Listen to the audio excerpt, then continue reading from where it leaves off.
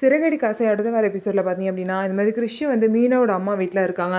So Meena பார்த்திங்க அப்படின்னா கிறிஷ் வந்து எப்படியாவது ஒரு நல்ல மனநிலைமைக்கு கொண்டு வரணும். அதனால பார்த்திங்க அப்படின்னா மீனா வந்து முத்துக்கிட்ட இந்த மாதிரி சீதா ஒர்க் பண்ணுற ஹாஸ்பிட்டலில் வந்து இந்த மாதிரி குழந்தைங்களுக்கு பார்த்திங்க அப்படின்னா கவுன்சிலிங் கொடுக்கறதுக்கு டாக்டர்ஸ் இருக்காங்களாம். அங்கே வந்து நம்ம கிறிஷை கூட்டிகிட்டு போகலான்னு சொல்லிட்டு சொல்கிறாங்க.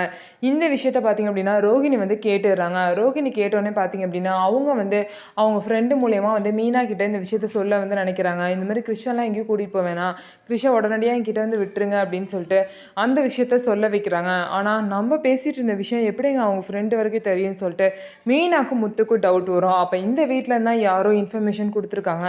ஸோ இந்த வீட்டில் யாரோ வந்து பார்த்திங்க அப்படின்னா கிறிஷ் விஷயத்தில் சம்மந்தப்பட்டு இருக்காங்க அப்படின்னு சொல்லிட்டு டவுட் வரும். அதுக்கப்புறம் ரோகிணி மேலேயும் டவுட் வந்து கண்டிப்பாக ரோகிணி மாட்ட தான் போகிறாங்க.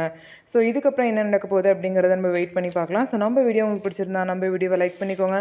மறக்காமல் நம்மளோட சேனலை சப்ஸ்கிரைப் அண்ட் ஹைப் பண்ணிவிட்டு பாருங்கள்.